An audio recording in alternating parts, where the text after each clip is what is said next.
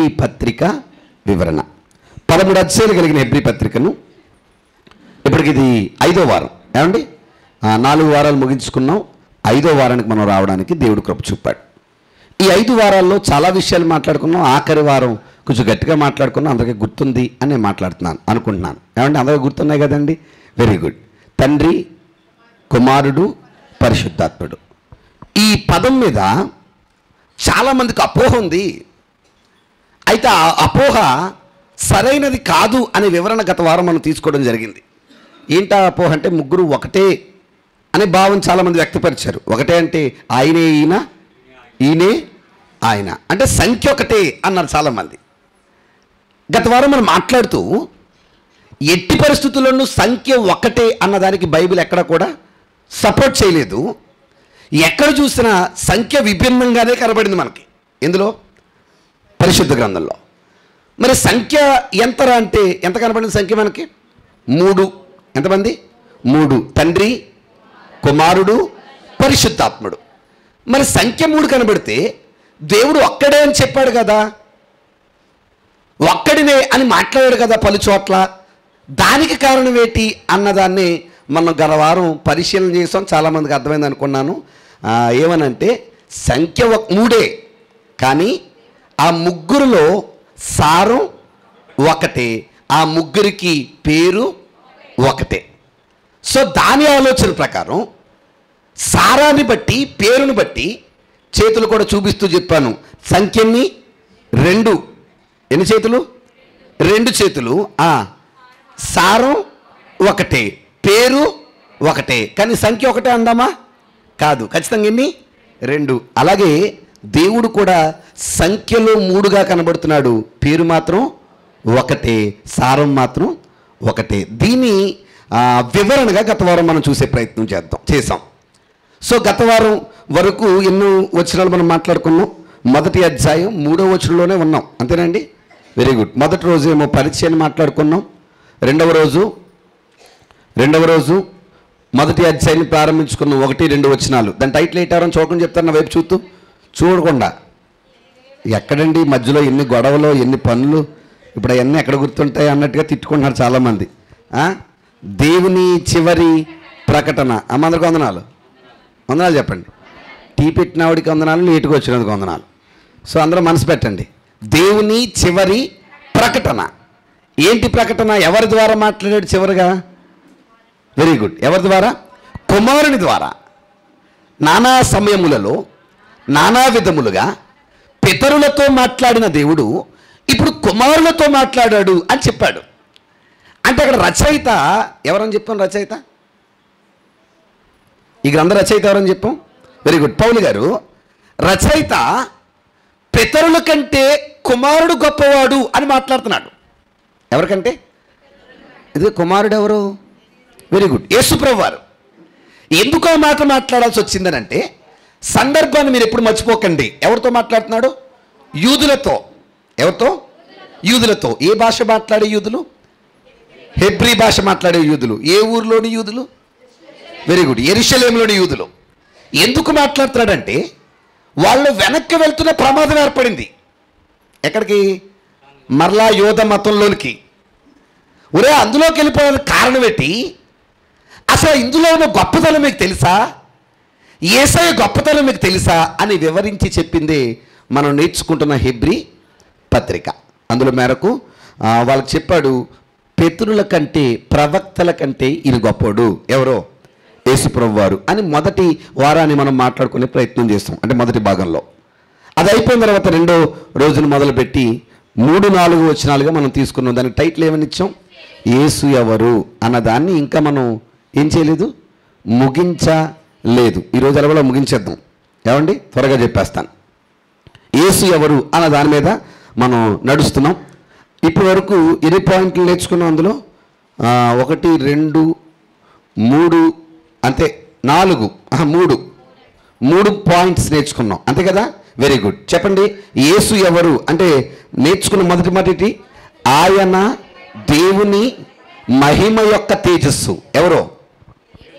Very good. చాలాసార్లు మీకు జ్ఞాపకం చేశాను, ఆ మాట గుర్తుంది అనుకుంటున్నాను. ఆ మాట మీద క్లారిటీ ఉంది కదా?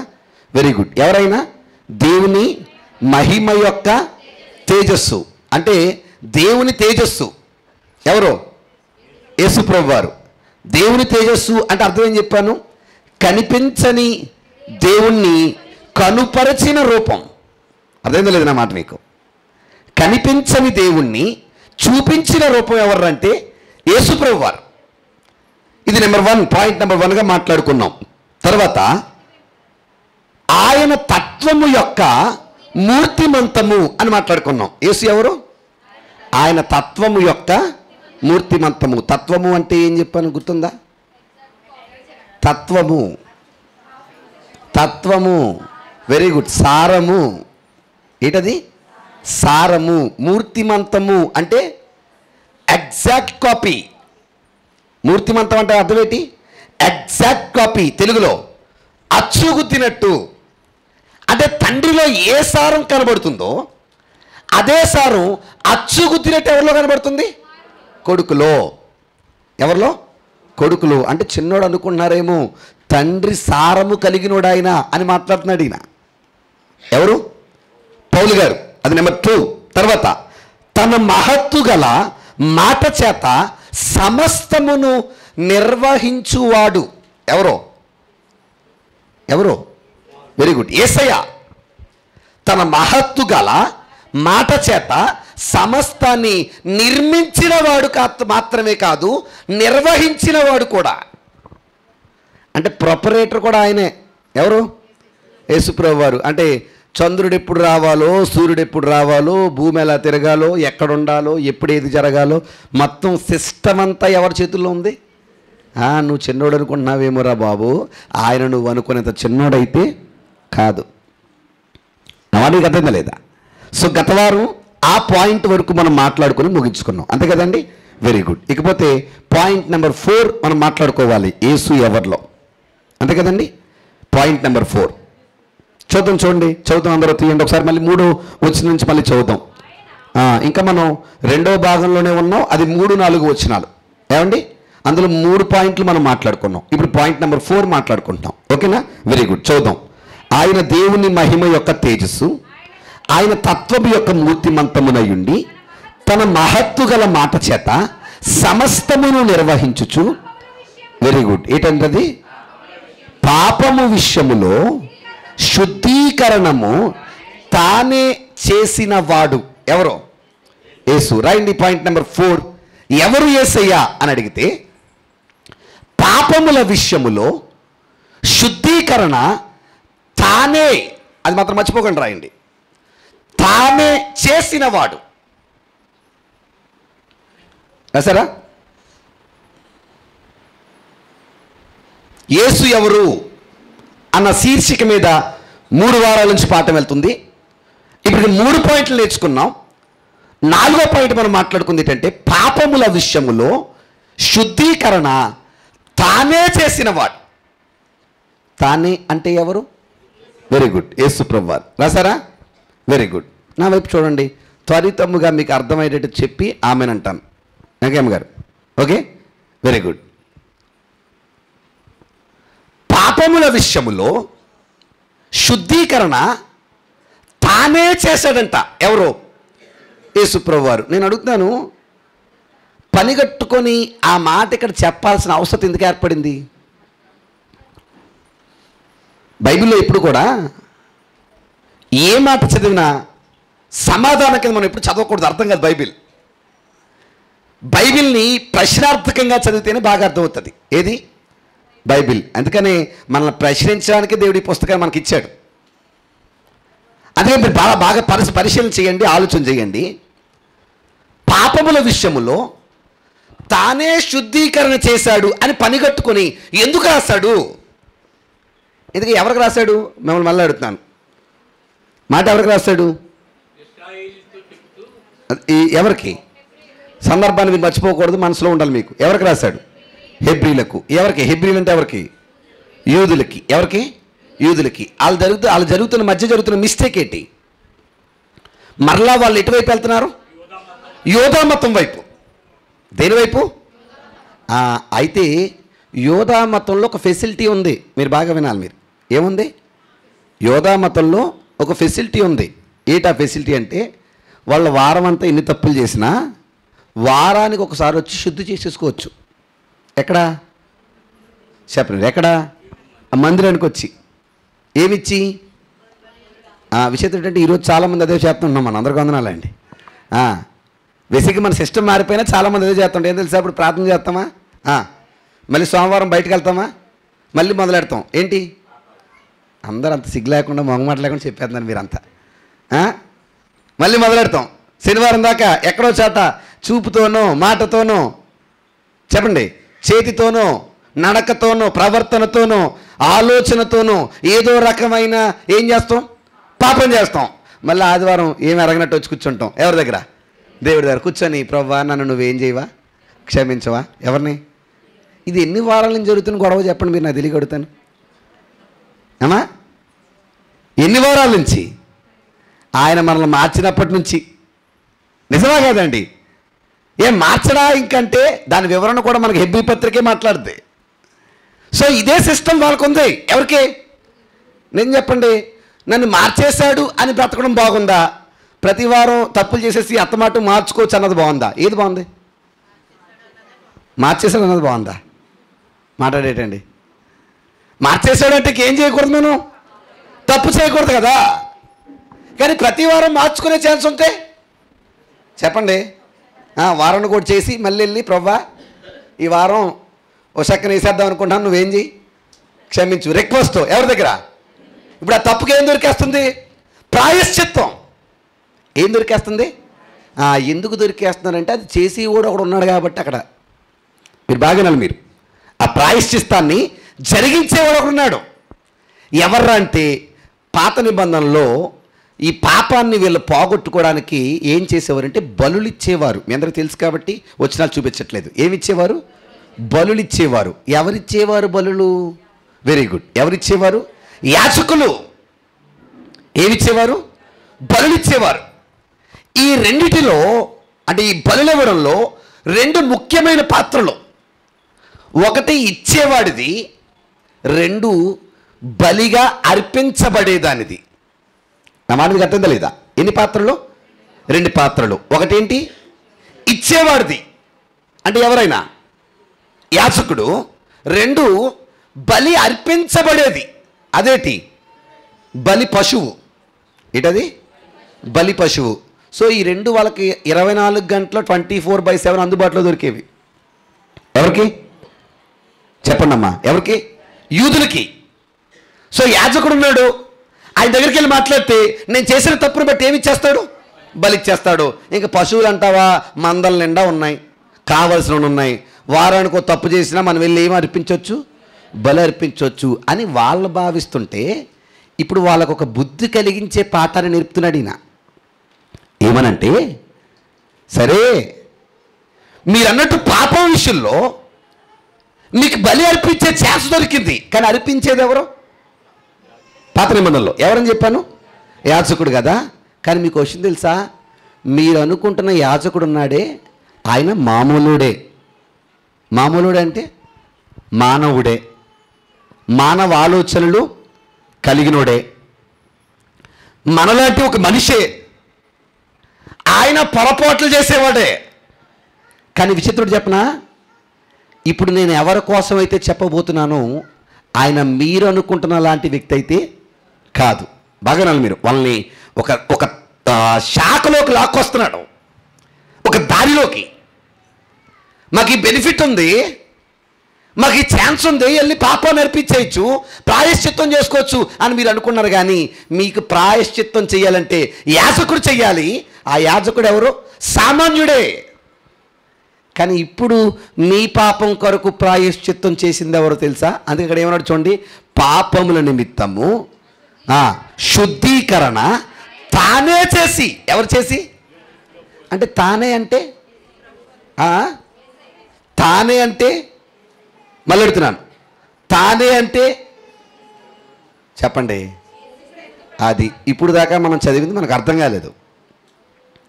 తానే అంటే యేసు ప్రభువుని మాత్రమే చూడకండి. మరి తానే అని ఎందుకు రాశాడు నొక్కి అనంటే, ఇప్పుడు అది అర్థం కావడానికి ప్రారంభం నుండి నేను చెప్పిన అని చెప్తాను. కొంచెం బయట తీసుకెళ్ళండి అల్లతే ఎవరైనా. ఆరంభం నుండి నేను చెప్తాను. తానే అంటే ఎవరు చెప్పరు? ఎవరు? యేసు, అంతే కదా. తానే అంటే ఎవరు? యేసు. అంటే మీరు తానే అంటే ఎవరు అన్నదానికి తెలియాలంటే యేసు ఎవరు అన్నదే తెలియాలి మనకి. మనం నేర్చుకోవడానికి శీర్షిక కూడా ఏంటి? యేసు ఎవరు. ఇది మన పాపాల నిమిత్తం బలిగా అర్పించబడింది ఎవర్రా అని అడిగితే ఇప్పుడు మొదటి నుంచి చూద్దాం. మొదట ఏమన్నాడంటే కుమారుడు అన్నాడు. ఎవరు అంటే యేసు ఎవరు అంటే మీరు చెప్పండి. ఎవరైనా కుమారుడు. యేసు ఎవరంటే అర్థం ఏంటి? కుమారుడు. నెంబర్ 2 తర్వాత యేసు ఎవరు తర్వాత ఏమన్నాడు? కుమారుడు. తర్వాత 2వ వచనంలో కుమారుడు అన్న తర్వాత ఏమన్నాడు? వారసుడు. యేసు ఎవరు చెప్పండి మీరు. నెంబర్ 1 యేసు ఎవరు? కుమారుడు. నెంబర్ 2 యేసు ఎవరు? వారసుడు. నెంబర్ 3 యేసు ఎవరు? ప్రపంచములను నిర్మించినవాడు. ఎవరైనా ప్రపంచాన్ని నిర్మించినవాడు. ఎన్నోది? 3వది. నెంబర్ 4 యేసు ఎవరు? దేవుని మహిమ యొక్క తేజస్సు. నెంబర్ 5 యేసు ఎవరు? ఆయన తత్వము యొక్క మూర్తిమంతము. నెంబర్ 6 యేసు ఎవరు? తన మహత్తు గల మాట చేత సమస్తాన్ని నిర్వహించిన దేవుడు. ఎవరు? అదే కదా ఇప్పుడు చెప్పుకొచ్చింది. ఒరే బాబు, యోధా మతంలో బెనిఫిట్ ఉంది. ఏంటంటే మీరు చేసిన బలికి ప్రాయశ్చిత్తం జరుగుతుంది ప్రతి వారం. ఎవరి ద్వారా? యాజకుడి ద్వారా. కానీ మీ పాపానికి ప్రాయశ్చిత్తంగా ఒక సాధారణ మనుషుడు అప్పగించడం, అప్పచేయడం అదే మీరు చూస్తున్నారు. కానీ ఒక దేవుడే వచ్చి పాప విముక్తి కలిగిస్తున్నాడు మనకని చెప్తున్నాడు వాళ్ళకి. ఎవరొచ్చి? దేవుడే వచ్చి. ఏం చేసి చెప్పరు? ఏం చేసి? పాత నిబంధనలో ఏం అర్పిస్తే పోయేది పాపం? బలి పశువు. ఇంతకే ఒక విషయం తెలుసా? ఇక్కడ బలి పశువు కూడా ఆయనే. ఈ మాట మీద ఎందుకు నేను నొక్కి మాట్లాడలేదంటే మళ్ళీ భవిష్యత్తులో మీతో మాట్లాడతాను ఈ మాట మీద. ఎందుకంటే ఓవరాల్ హెబ్రీ పత్రిక సబ్జెక్టే. అంటే హెబ్రీ పత్రికలో నొక్కి నొక్కి మాట్లాడిన పాయింటే బలుల కోసం, యాజకుల కోసం. అర్థం లేదా? అందుకని ఇప్పుడు పెద్దగా టచ్ చేయట్లేదు నేను. సో యేసు ఎవరు అన్నదానికి 4వ పాయింట్ ఒకటి కనబడుతుంది మనకి. ఏంటదంటే పాపముల విషయములో శుద్ధీకరణము తానే చేసినవాడు. తానే అంటే ఎవరు? దేవుడు. అది రాయండి మీరు. ఎవరు? తానే అంటే ఎవరు? దేవుడు. అంటే మీరు అనుకున్నట్టు మనుషుల చేత శుద్ధీకరించబడిన పాప విముక్తి గొప్పది అని మీరు అనుకుంటే, ఎందుకంటే ఇక్కడ పాప విముక్తి కలిగించింది ఎవరు చెప్పండి? కలిగించింది ఎవరు? అమ్మ, మనుషులు చేసిన ప్రాయశ్చిత్తానికి దేవుడు చేసిన ప్రాయశ్చిత్తానికి తేడా ఉంటుందా చెప్పండి? ఉంటుంది ఉండదా? నాన్నబాబు గారు, ఉంటుందా ఉండదా? ఏముంటుంది? మనుషులు చేసిన పాపానికి అంటే ప్రాయశ్చిత్తానికి దేవుడు చేసిన పాప ప్రాయశ్చిత్తానికి తేడా ఏంటి? మీకు అక్కడే కనబడుతుంది. మనుషులు చేసిన దాన్ని వాళ్ళు మరలా ఏం చేయగలుగుతున్నారు? మళ్ళీ చేయగలుగుతున్నారు. దేవుడు చేసిన దాన్ని ఇంకా మళ్ళీ చేసే ఛాన్స్ వాళ్ళకి అంటే ఒక్కసారే క్షమాపణ, ఒక్కసారే ప్రాయశ్చిత్తం. అంటే ఇక మీ బ్రతుకుని రీక్రియేట్ చేసేస్తాడు ఆయన. ఎవరో చెప్పండి? ఎవరో? దేవుడు. అంటే ఎంత నొక్కి చెప్తున్నాడు చూడండి. ఇంకా మీరు మారే ఛాన్స్ లేదబ్బాయి. ఎందుకంటే మీరు ఎవరి ద్వారా రీక్రియేట్ చేయబడ్డవారు? క్రియేటర్ ద్వారా. క్రియేటర్ అంటే సృష్టికర్త. సృష్టించిన సృష్టికర్తే నిన్ను తిరిగి సృష్టిస్తున్నాడు. ఎలాగా? పాప విముక్తునిగా. ఎలా సృష్టిస్తున్నాడు? పాప విముక్తునిగా. ఇక నీకు పాపం చేసే ఛాన్స్ లేదంటే ఖచ్చితంగా లేదు. అమ్మ, ఒక మాట చెప్పనా? ఈ విషయం హెబ్రీలకే కాదు, ఈరోజు గాడాల్లో ఉన్న మనకి కూడా యేసు ప్రభువారే పాప విముక్తి చేశారా? ఎవరైనా యాజకులు వచ్చేసారా? నేనైతే ఎవరి కోసం చేయలేదు. అందరికి వందనాలు బంగారు తల్లు. చాలామంది నన్ను అనుకుంటున్నారు ఈ మధ్య. నన్ను అనుకుని నా మీద నిందలేసేస్తున్నారు.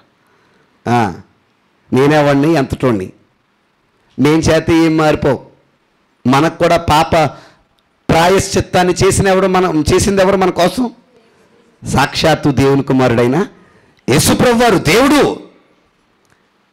వాళ్ళకి మారే ఛాన్స్ లేదా? మనకు కూడా ఇంక మారే ఛాన్స్ లేదా?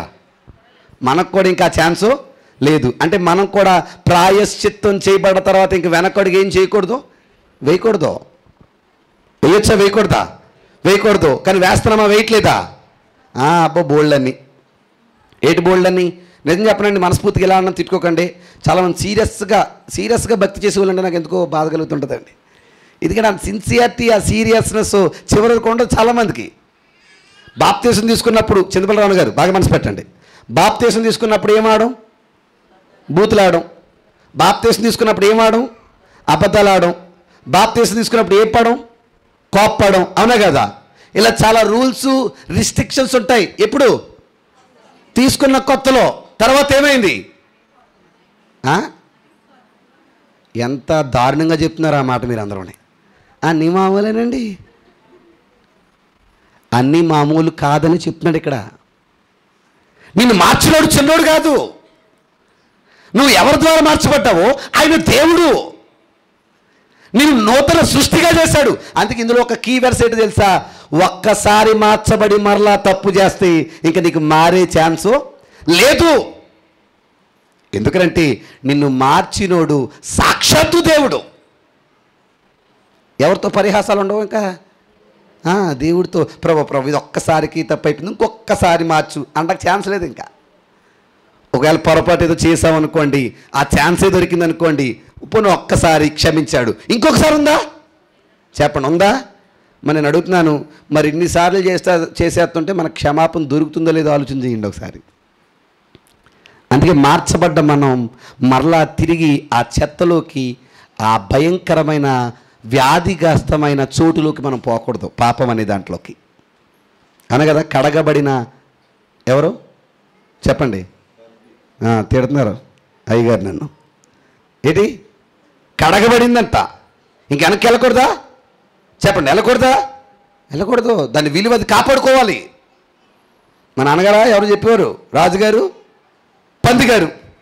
గుర్తుందా మీకు కథ? చెప్పండి. సార్ కథ అనగానే మొక్కలు వెళ్ళిపోతున్నాయి చంద్రలేల గారికి. Very good. ఏంటి రాజుగారి పందిగారు గొడవ ఏంటి? ఓ రోజు రాజుగారు వేటకి వెళ్తున్నారంట. అనుకోకుండా ఏదో ఈయన మీద దాడి చేయబోతుంటే పంది వచ్చి అడ్డుపడిందంట. ఎవరికి?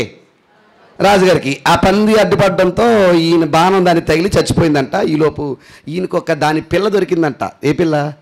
పంది పిల్ల. అయ్యి బాబు, నన్ను కాపాడిన పంది పిల్లది, దాన్ని నేను చాలా ప్రేమగా చూసుకోవాలి అని ఇంటికి తీసుకొచ్చాడు ఈయన. ఎవరో రాజుగారు, దేశానికి రాజు.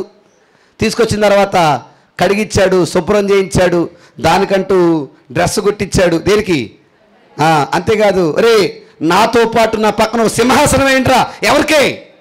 చెప్పండి. పంది అన్నారు కాక కొడేస్తాడు ఆయన.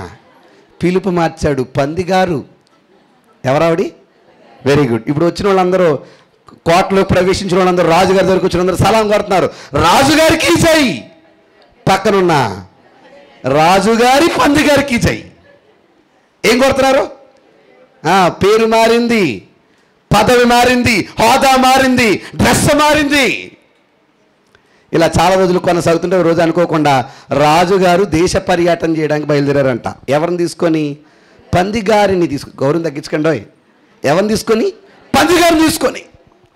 ఆ దేశ పర్యటనకి వెళ్తుండగా దారిలో బాగా చూడాలి నా వైపు, అనుకోకుండా ఒక కాలం ఏర్పడితే బట్టలు అన్నారంట, రాజా ఇక్కడ ఒక డ్రైనేజ్ వచ్చింది, మన భాషలో చెప్తున్నాను, దాన్ని దాటుకొని వెళ్ళాలి, రథం వెళ్ళే ఛాన్స్ లేదంటే దాందే ఉంది, దిగుదము వెళ్దాము పదండి అన్నాడంట ఈయన. ఎవరో? రాజుగారు. రాజుగారు దిగారు, కాలువ జస్ట్ అడుగు దాటేశాడు. ఇప్పుడు వెనక్కి చూస్తున్నారు. ఎవరి కోసం? పందికాల లేరు. మరి పందిగారు ఏంటంటే జలకాల ఆడుతున్నారంట. ఎందులో? అదేంటి? డ్రెస్ మార్చాడు, పేరు మార్చాడు, స్థాయి మార్చాడు, బ్రతుకు మార్చాడు, విలువ మార్చాడు, అన్ని మార్చినా ఏం మారలేదు, దాని బుద్ధి మారలేదు. సారి ఆయన నీకు నాకు ఇచ్చిన మార్పు మరలా మార్చేది కాదు, దాన్ని నువ్వు చిన్నగా చూడుకో. ఈ ఆదివారం రొట్టె ద్రాక్షరసం తీసుకున్నాను, మళ్ళీ ఆదివారంతో తప్పులు చేసినా మళ్ళీ దాన్ని తీసేసుకోవచ్చు, అప్పుడు మళ్ళీ పాప ప్రాయశ్చితం అయిపోతుంది అని భావించుకో. అది నీకు జ్ఞాపికే అంటే నువ్వు కడగబడ్డావని తెలియజేస్తున్న హెచ్చరికే కానీ మరలా మార్చడానికి కాదు. ఎందుకంటే మరలా అర్పించబడ్డావు. ఆయన ఎన్నిసార్లు అర్పించబడ్డాడు? ఒక్కసారే. ఎవరి కోసం చెప్పండి? ఎవరి కోసం? మన కోసం. అంటే మనం ఆల్రెడీ ఏం చేయబడిపోయాం? కడగబడ్డాం, మార్చబడ్డాం, శుద్ధీకరణ చేయబడ్డాం. ఎవరు చేసింది? మనుషులు కాదయ్యా, సాక్షాత్తు దేవుడు. దేవుడు చేస్తేటి? దేవుడు చేస్తే ఇంకా మరలా చేసే ఛాన్స్ మనకి లేదు. ఈ విషయం హెబ్రీలకే కాదు, మనకే తెలియాలి. మనకే తెలిస్తే ఈ లోకం అనే మాయలో చిక్కుకోకుండా నా బ్రతుకు మార్చబడింది అన్న జాగ్రత్త ఉండాలి మనకి. అలా జాగ్రత్త ఉండాలంటే ఏం చేయాలి తెలుసా? మార్చబడ్డ మనం మార్చబడినట్టే బ్రతకాలి. మళ్ళీ ఇటు వెళ్ళకూడదు, బురద వైపు వెళ్ళకూడదు. బైబిల్లో చాలా పచ్చిగా రాశాడు ఆ మాటలో. కుక్క తాను కక్కిన వాంతు. ఏంటంట? కుక్క తాను కక్కిన వాంతు అంటే అతలేటి. ఎక్కడ కనబడుతుంది ఆ డిష్ మీకు? డిష్ ఎక్కడ? కుక్కర్లోనా? ఏమన్నారు? ఎక్కడ కనబడుతుంది డిష్? చూసారు ఎప్పుడన్నా? చూసి చాలా ఎంతమంది ఫీల్ అయ్యి ఉంటారండి? భలేగా ఉంది అనుకుంటా. ఎవరన్నా చూసారా ఎంత చిరాకు వచ్చేస్తుందో మీకు? కుక్క ఎక్కువ తినేస్తుంటుంది అనుకున్న జబ్బు అది. ఎంత పెట్టినా ఏమందో? ఇక్కడ బిర్యానీ పెట్టి తినేద్ది, మళ్ళీ అడిగి బిర్యానీ మళ్ళీ తినేద్ది, మళ్ళీ కొంచెం బిర్యానీ ఇందాకే నేను వెంకటరమణ గారు తిన్నాను దగ్గర అని అంటదా, మళ్ళీ తినేద్ది. ఏది? అన్ని చోట్ల తినేసి ఎక్కువైపోయి దానికి ఏదో చోటుకెళ్ళి మళ్ళీ కక్కేద్ది. మళ్ళీ కక్కేసింది ఏమైనా వదిలేసిపోద్దా? మళ్ళీ ఒక ఈది వెళ్ళి మళ్ళీ వెనక్కి వచ్చి కక్కిన దాన్ని తింటుంది. అది మాకు చెప్తుంటే ఇప్పుడు చాలామందికి ఏం తినకుండా వచ్చాం, కడుపులో ఏం చేస్తుంది? మనకి తిప్పేస్తుంది కదా. అమ్మ మనం చేసే ఏదో పనులు, తప్పుడు పనులు అన్నీ చూసి ఆయనకి అలాగే తిప్పేస్తుంది. ఎవరికి? మనకి ఎంత చిరాకు వచ్చేస్తుందో మనల్ని చూసి ఆయనకి ఎంత చిరాకు వచ్చేస్తుంది. ఊరి ఈయన ఎంత బాగా గడిగానరా, ఆ రోజు నా ముందే కదా అన్నీ మానేశారని చెప్పాడు, ఈడే కదాడు అనుకుంటాడు ఆయన. ఎవరు? ఈయనే. మళ్ళీ చూడరా కక్కేసిరి అన్నీ మళ్ళీ చూడు ఎలాగాడు ముట్టుకుంటున్నాడు. వదిలేసిన అన్ని మళ్ళీ ఎలా టచ్ చేస్తాడు చూడు. ఇంక ఇన్నేం చేయండిరా అన్న బాధ కలుగుతుంది ఆయనకి. ఎవరికి? అంటే చూడండి, మనం మార్చబడ్డ మనం, శుద్ధీకరణ చేయబడ్డ మనం ఎంత పవిత్రులుగో ఆయన రాస్తున్నాడు అక్కడ. ఎవరు చెప్పండి? ఎవరు? దేవుడు. ఎన్నో పాయింట్ ఇది? Point number 4. ఏంటది? పాపం విషయంలో ఎవరు? యేసు. ఎవరంటే పాపము విషయములో శుద్ధీకరణ తానే చేసినవాడు. తానే అంటే దేవుడు. దేవుడే దిగొచ్చి శుద్ధీకరించాడు. దేన్ని? పాపాన్ని. అందుకే నొక్కడా మాట. Okay, very good. ఎంతది? Point number 4. వచ్చేద్దాం హెబ్రీ పత్రికకి. తర్వాత పాపము విషయములో శుద్ధీకరణ తానే చేసి. ఒక మంచి మాట పెడతాను, నా వైపు చూడండి. ఎలా చేశాడు శుద్ధీకరణ? శుద్ధీకరణ ఎలా చేశాడు? ఆయన మన కొరకు తన ప్రాణాన్ని త్యాగం చేసి శిలువ మీద చనిపోయినప్పుడు అలాగే మనకేం కలిగింది? శుద్ధీకరణ. అంతేనా కదా ఉషమ్మ గారు? అంతేనా కదా? Very good. మళ్ళీ మీ అందరితో చెప్పండి, చనిపోయి సమాధిలో ఉన్నాడా, చనిపోయి తిరిగి లేచాడా? పక్కనా? ఒకవేళ హెబ్రీలారా మీకోసం పాపాన్ని శుద్ధీకరించి చచ్చిపోయి సమాధిలో ఉన్నాడు అనుకుంటారేమో. ఆయన ఎవరో తెలుసా? ఎవరు? ఇప్పుడు చదవండి మాట. ఈ మాట మనసులో పెట్టుకొని, దేవదూతల కంటే ఎంత శ్రేష్టమైన నామము పొందేను, వారికంటే అంత శ్రేష్ఠుడై ఉన్నత లోకమందు మహామహుడగు దేవుని కుడి పార్శ్వమున కూర్చున్నవాడా, సమాధిలో పడుకున్నవాడా. అంటే ఎవర్రా యేసంటే చనిపోయి సమాధిలో ఉన్నవాడు కాదు నాన్న, తిరిగి లేచినోడు. రాయినమాట. ఇన్నది పాయింట్ నెంబర్ 5. ఎవరు యేసు? తిరిగి లేచినవాడు. ఈ సత్యాన్ని మనం ఖచ్చితంగా నమ్మాలి. ఎవరైనా చూడండి ఎంత బాగా రాశాడు. ఆయన చనిపోయి సమాధిలో పడుకొని పెట్టాడు అని ఏమీ అట్లే చనిపోయాడంట. తర్వాత ఏమైంది? తిరిగి లేచి దేవుని కుడి పార్శ్వమున కూర్చున్నాడంట. Very good. ఎవరేసు? ఎవరేసు చెప్పండి. ఇప్పుడు ముగించేశాను, ఇంకా టైం అయిపోయింది నాకు. నెంబర్ 5 అనేది వెరీ గుడ్. 5 ఎవరేసు? తిరిగి లేచిన వాడు లేదా పునరుద్ధానుడైన వాడు అన్న రాసుకోండి. మనకేంటంటే మాంసం మొక్కలు తిరగడం వల్ల నోరు సరిగ్గా తిరగదు కాబట్టి తిరిగి లేచినోడు అని చెప్పాను మీకు. ఓకేనా? ఎన్నోది ఇది? 5ది. Very good. పాయింట్ నెంబర్ 4 మళ్ళీ అదే మాట చదువుతాం చూడండి. దేవదూతల కంటే ఎంత శ్రేష్టమైన నామము పొందెను, వారికంటే అంత శ్రేష్ఠుడై ఉన్నత లోకమందు మహాబహుడగు దేవుని కుడి పార్శ్వమున కుడి పార్శ్వమున కుడి పార్శ్వమున అంటే కుడి పార్శ్వమున అంటే ఏ ప్రక్కన చెప్పండి. మీ అందరూ మంచి మాట అడిగితే చెప్పండి. యేసు ప్రభు వారు ఎక్కడ కూర్చున్నారు? మా చెప్పాలి అందరూ కూడా. యేసు ప్రభు వారు ఎక్కడ కూర్చున్నారు? కుడి ప్రక్కన. Very good. అందరికి వందనాలు. ఎందుకని కుడి పక్కన? ఎడం ప్రక్క ఖాళీ లేదంటారా? మళ్ళీ చెప్తున్నాను, బైబిల్లో పనిగట్టుకొని కూడి అన్నాడంటే ఖచ్చితంగా ఏదో ఉండాలి. మరి ఎందుకని కూడి? ఈ మాట ఒక ఆయన అట్టుకున్నాడండి. చెప్పను ఆయన పేరు. కుడి పక్కన ఎవరున్నారు? యేసుబాబు అన్నాడు కదా. మళ్ళీ అడుగుతున్నాను, ఏ యేసుబాబు? బళ్ళాడు కాదు, బైబిల్లో ఉన్న ఆయన దేవుడు. Very good. కుడి పక్కన యేసుబాబు అన్నాడు కదా. ఎడం పక్కన నాకు కూర్చేయండి అన్నాడు ఆయన. తెలుసండి యేసుదాస్ గారు ఎవరు? ఆయన యేసుదాస్ గారు. Very good. అందనాడు. ఏమండి మీరు చూసారు లేదో? కొంచెం చర్చిలోకి వెళ్ళండి. 3 కుర్చీలు. పెద్ద కుర్చీ పైన ఎవరికి? తండ్రికి. కుడి పక్కన కుర్చీ ఎవరికి? యేసుప్రభుకి. ఇంకో కుర్చీ అతని పక్కన అది ఎవరికి? అయ్యగారికి. యాయా ఏంటంటే ఆయన కుడి పక్కన కూర్చుంటే ఎడం పక్కన ఈయన కూర్చోబెట్టుకున్నాడు అంటాడు ఆయన. ఏ పక్కన? ఎడం పక్కన. మన నిజమే కదా. ఎడం పక్కన ఎలాగుంది? ఖాళీగా ఉంది. ఎక్కడ కూర్చున్నాడు అనమాట ఈయన. ఏమండి ఏ పక్కన కూర్చున్నాడంట? కుడి పార్శ్వమున. ఎక్కడ? మరి కుడేటండి? కుడేటండి అంటే టైం లేదు కాబట్టి నేను లాగ్ చేయట్లేదు. ఈ భాగాన్ని ప్రారంభించేటప్పుడు ఒక మాట చెప్పాను.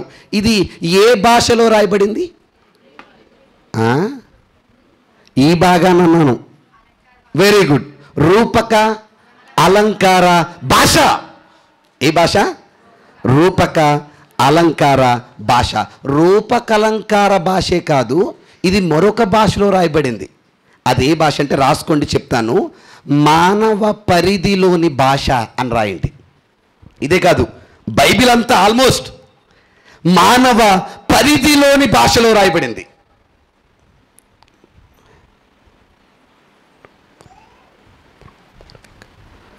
దాని ఇంగ్లీష్లో యాంథ్రోపోమార్ఫిక్ లాంగ్వేజ్ అంటారు. Anthropomorphic. ANTRO PRO MORPHIC anthropomorphic language. English వచ్చినట్టు రాసుకోండి. తెలుగు వాళ్ళు మానవ పరిధిలోని భాష అని రాయండి. ఏ భాష అంటే? నేను ఏదో ఇంగ్లీష్ చెప్పాను మీకు మన ఉపయోగిస్తే వెళ్ళిపోతే అలాగ అర్థం కాదు కదా మనకి. మానవ పరిధిలోని భాష అంటే అర్థమేంటి? Very good. తా దగ్గర బాగా చెప్పారు. ఏ భాష అండి? వాడుక భాష. వాడుక భాష అంటే మాట్లాడే భాష. అంటే దానికి రూల్స్ ఉండవు, భావాలే ఉంటాయి. అవునా కదా? ఫర్ ఎగ్జాంపుల్, తల్లి చిన్న పిల్లలతో మాట్లాడే భాష అనుకోండి. ఏ పిల్లలతో? 2 ఏళ్లలోపు పిల్లలతో ఏ తల్లి అయినా అచ్చ తెలుగులో మాట్లాడుతుందా? ఓకే. భోజనం చెయ్యాలి అని చెప్పడానికి పిల్లడికి ఏం చెప్తుంది? బావు బొవ్వ తింటావా? ఏది? ఏ డిక్షనరీలో ఉంది బొవ్వ? లే. కానీ బొవ్వ అంటే ఏంటి? భోజనం. ఆ విషయం ఎవరు తెలుసు? తల్లికి తెలుసు. ఇంకెవరు తెలుసు? పిల్లడు తెలుసు. ఏంటి బొవ్వేటి?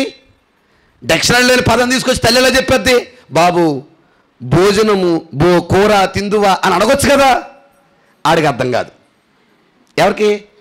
పిల్లోడికి. అందుకని బొవ్వ పెట్టడానికి అంటే భోజనం పెట్టడానికి తల్లి మాట్లాడే స్లాంగ్ ఏంటి? బాబు బొవ్వ తింటావా? తర్వాత బాబు చెప్పండి అమ్మా, మీరు ఇంక పండితులు అందులో. లాలోసుకుంటావా? ఏంటి లాలా? నేను మీకు ఒక 10 నెల రోజులు టైం ఇస్తాను. లాలంటే స్నానం అని చూపించండి ఎక్కడన్నా నాకు. కాదా? కాదు. మరి ఆ మాట ఎందుకన్నావు? ఎవరికి అర్థం కావాలని? పిల్లలకు అర్థం కావాలని. ఇంకా ఇంకా చాలామంది పిల్లలకి బోల్డ్ స్వీట్స్ స్నాక్స్ పట్టుకొస్తారు. బాబు ఇలాగా కరకజ్జుని తెచ్చాను, లేకపోతే ఏంటిది ఖర్జూరం తెచ్చానంటే ఏం అర్థం కాదు. ఆడిని ఏమన్నా తెలుసా? బాబు పప్పలు తింటావా? ఏంటది? ఏ పప్పలేటి? ఎక్కడుంది ఆ పదం? దీన్ని పప్పలు అనాలని. మీరు ఏం తెచ్చినా ఏమంటారు? పప్పలే. ఎందుకని? నీ కొడుకు నీ భాష అమ్మ బంగారు తల్లు. అందరికి వందనాలండి.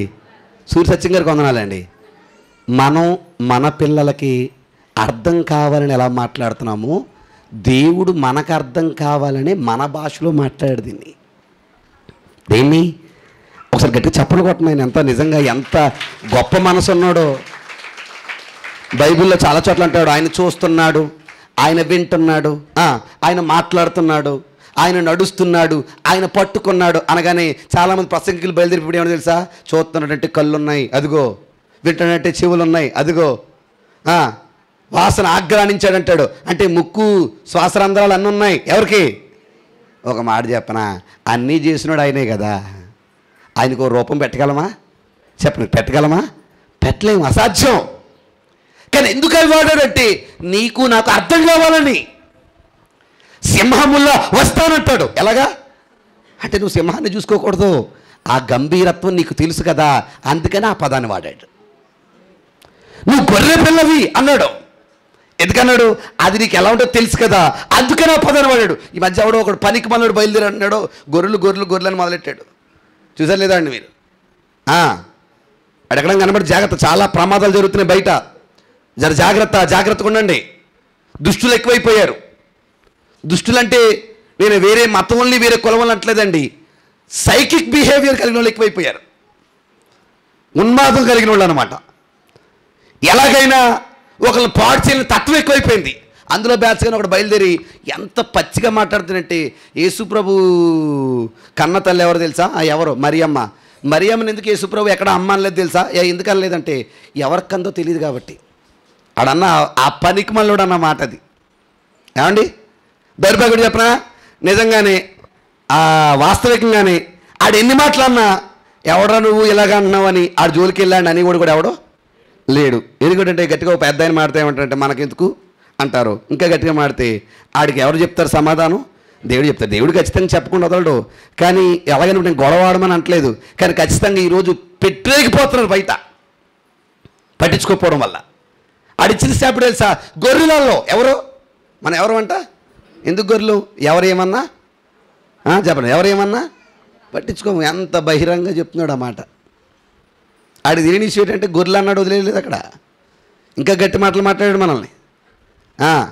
అవన్నీ వాడు చూపించాడు అనుకోండి, ఆడున్నాడు దెబ్బకి.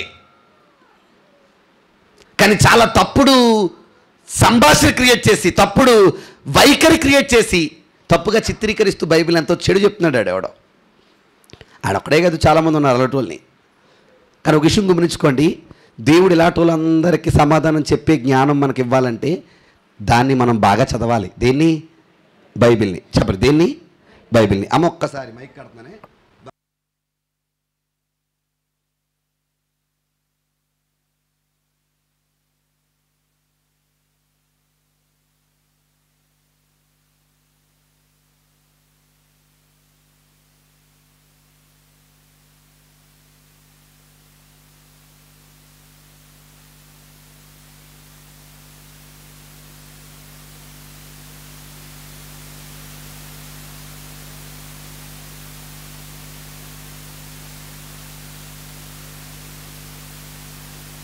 చెప్పండి, ఎంత పాపాలు చేయాలి? అమ్మా దేవుని కార్యక్రమం ఉంది, 16వ తారీఖున చేద్దామంటే మొన్నే కదా గారు ఇచ్చాము. ఎవరికి? మొన్న ఇస్తే ఇవ్వకూడదా? దేవుడు కూడా సంవత్సరం ఒకసారి ఇస్తానమ్మా నీకు అన్నాడు అనుకోండి. ఎవరు? మనం ఏమంటాం? సంవత్సరం ఒకసారి. పోన్లే దేవుడా నీ దగ్గర కూడా ఉండాలి కదా. అవునా? దేవుడిని ఎప్పుడు అడుగుతాం మనం? ఎవరిని అడుగుతారు దేవుణ్ణి? మన అందరూ సిగ్గుపడతారేంటి? ఎప్పుడు అడుగుతారు? ఇయర్లీ వన్స్ కదా, మంత్లీ వన్సా? ఎప్పుడు అడుగుతారు దేవుణ్ణి? మరి నువ్వు దేవుని రోజు అడిగేచ్చు, దేవుడిని రోజు అడగకూడదా? మడరెట్టి మరి జరగొద్దా పని? దుష్టుడు పెట్టేకపోతుంటే దేవుని పెట్ట మౌనంగా ఉంటే అది ఎంత తప్పు? నేను ఒక మాట చెప్పనా, చెడ్డోడు మాట్లాడడం ఎంత తప్పు, మంచోడు మౌనంగా ఉండడం కూడా అంతే తప్పు. మనకు ఛాన్స్ దొరికిందంటే చెయ్యాలి. డబ్బుతోనే కాదు, కొన్ని సంఖ్యతో కూడా చేసే పనులు ఉంటాయి. డబ్బు లేదా లేకపోతే పదండి చోట పోయి కూర్చొని ప్రార్థన పెట్టుకుందాం. మౌనంగా ఉండి దేవుని పనిని సమాధి చేయాల్సిన అవసరం ఉంది. ఎందుకంటే బయట పెట్టలేకపోతున్నారు జనాలు, కోట్ల నిధులు వచ్చేస్తున్నాయి. మరి క్రైస్తవుడు తలుచుకుంటే ఎన్ని చేయాలి? ఈరోజు ఈ పౌరుషం క్రైస్తవుడికి రావాలండి. ఎవరి పనిలో చెప్పండి, ఎవరి పనిలో? దేవుడి పనిలో. సో నేను టాపిక్ వేరే వెళ్ళాను, కానీ మనసు పెట్టండి, దేవుడు మనకి అంత చక్కటి జ్ఞానంతో నేర్పడి దీన్ని వాక్యాన్ని. Very good. అందుకే ఈ పర్టికులర్గా ఇది అలంకార భాషలో రాయబడింది. ఏ భాష? Very good. ఇప్పుడు కుడి అంటే కుడి కాదు, అది కూడా ఏ భాష? అలంకార భాష. ఏంటి అలంకార భాష? సాధారణంగా చెప్పండి, కుడి అన్న పదాన్ని అలంకార భాషలో కూడా వాడతారా? మీకు తెలుగులో తెలియదు, ఇంగ్లీష్లో చెప్తాను. రైట్ ఏంటది? కుడి ఇంగ్లీష్లో ఏమంటారు? రైట్. రైట్ అన్నదాన్ని ఎలా వాడతారమ్మా? రేఖ చెప్పమ్మా. అమ్మా రైట్ పలానా ఓడు, అబ్బా చూసారా, మీకు అన్నీ బాగా అర్థమవుతాయి. పలానా ఆయన ఎవరు తెలుసా? రైట్ హ్యాండ్ అంటే కుడి చెయ్యనా? కుడి చెయ్యనా? రైట్ హ్యాండ్ అంటే అర్థమేంటి? రైట్ హ్యాండ్ అంటే అర్థమేంటి? నా దగ్గరున్న వారిలో పలానా ఆయన చాలా ముఖ్యమైనోడని. ఎలాంటోడని? ముఖ్యమైనోడని. అంటే కుడి అన్న పదాన్ని ఎప్పుడు వాడతామంటే ముఖ్యమైన వారికి. ఎవరికి? ముఖ్యమైన వారికి. ఇంగ్లీష్లో చీఫ్ అన్నాడు. ఏంటంట? చీఫ్. ఇంకా మన భాషలో చెప్పాలంటే అధికారి. ఎవరు? కుడి పార్శ్వమున కూర్చున్నాడంటే ఎలా కూర్చున్నాడు ఆయన? కుర్చీ వేసుకొని కుడి పక్కలు కూర్చున్నాడని కాదు. దాని అర్థం ఏంటి తెలుసా? చనిపోయిన ఆయన తిరిగి లేచాడు, తిరిగి లేచిన ఆయన అధికారిగా కూర్చున్నాడు. ఎక్కడ? చెప్పండి, ఎక్కడ? ఇప్పుడు చెప్పండి, యేసు ఎవరు? చెప్పండి మీరు, రాయండి. ఎంత? Point number 6. యేసు ఎవరు? అధికారి. దేనికి? యావత్ ప్రపంచానికి కాదు, మహావిశ్వమంతటికి కూడా. యేసు ఎవరు? అధికారి. మర్చిపోకండి, నీకు నాకే కాదు అన్నిటికీ ఆయనే హెడ్. ఎవరు? యేసయ్య. ఆయన ఎప్పుడు తక్కువగా చూడకు సుమా, ఆయన ఎప్పుడు లోకుగా చూడకు. ఆయన ఏంటో మనకు అర్థమైతేనే ఆయన పట్ల మరింత జాగ్రత్త కలిగి నడిచే ప్రయత్నం చేస్తాం మనం. ఎవరి పట్ల? యేసు ప్రభు పట్ల. Very good. ఎంతది? Point number 6. టైం అయిపోయింది. తర్వాత చదువుతాం చూడండి, మళ్ళీ అదే మాట. దేవదూతల కంటే ఎంత శ్రేష్టమైన నామము పొందినో వారికంటే అంత శ్రేష్ఠుడై. ఎవరికంటే? ఎవరికంటే? రాయండి. Point number 7. Point number 7. దేవదూతల కంటే శ్రేష్ఠుడు. ఎవరికంటే? మీకు మాట్లాడుతాను. మొదటి వచనంలో మాట్లాడుతూ ఎవరికంటే గొప్పోడు అన్నాడు. ఎవరికంటే? ప్రవక్తల కంటే. ఎవరికంటే? ఇప్పుడు స్టేజ్ ఎక్కేశాడు, స్టేజు దాటేశాడు. ఒరే ప్రవక్తల కంటేనే కాదురా, యేసెవరో తెలుసా? దేవదూతల కంటే శ్రేష్ఠుడు. ఎవరికంటే? చెప్పండి, ఎవరికంటే? దేవదూతల కంటే. ఎందుకు శ్రేష్ఠుడు? వినాలి మీరు, అంత రావేపు చూడండి. ఎందుకు శ్రేష్ఠుడు? ఎందుకు శ్రేష్ఠుడు తెలియాలంటే మనం తరువాయి భాగంలోకి వెళ్ళాలి. ఏ భాగంలోకి? ఏ భాగంలోకి? తరువాయి భాగంలోకి. తరువాయి భాగంలోకి వెళ్ళాలంటే నెక్స్ట్ ఎపిసోడు. చెప్పండి, నెక్స్ట్ ఎపిసోడు వచ్చే వారం. కానీ ఒకటి ఫిక్స్ అయిపోండి, యేసు ఎవరంటే 7వ పాయింట్, దేవదూతల కంటే శ్రేష్ఠుడు. ఎవరికంటే శ్రేష్ఠుడు? ఎన్ని వచనాలు అయ్యాయి ఇక్కడికి? 4 వచనాలు. 3, 4 వచనాలు. Very good. ఒకసారి ప్రారంభం నుంచి చూసుకుంటూ వద్దామా? యేసు ఎవరు? కుమారుడు.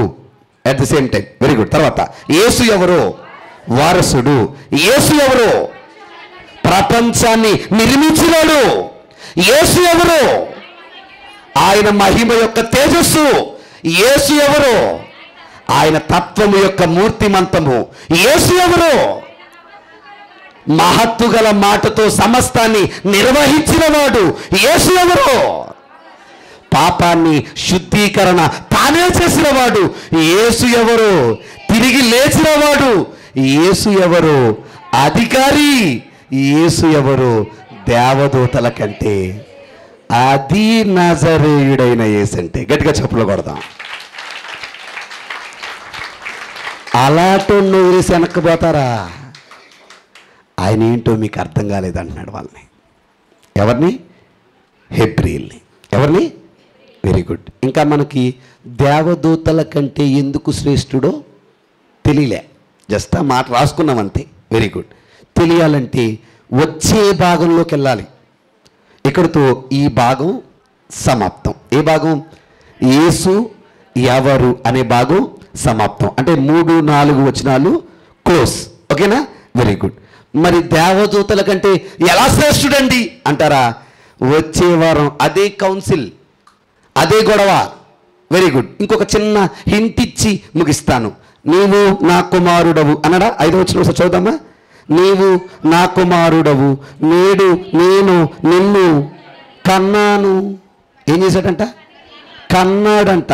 ఎవరో ఎవరో ఎవరో ఎవరిని? తండ్రి కొడుకుని. మళ్ళీ అడుగుతున్నాను, ఆయన కన్నావాడా, పుట్టినవాడా, పుట్టించేవాడా? ఎవరు? యేసు ప్రభువారు కదా. సృష్టికర్తే కానీ సృష్టి అయితే కాదు. కానీ ఏమంటున్నాడు? నీవు నా కుమారుడవు, నేడు నేను నిన్ను కన్నాను. ఏం చేశాడంట? మరి కన్నాను అంటున్నాడేటి? కనడమేటి? ఎలా కన్నాడు? కన్నవాడుగా ఎలా అయ్యాడు? ఇవన్నీ తెలియాలన్నా నెక్స్ట్ ఎపిసోడు వచ్చేవారం. అందరికి వందనాలు.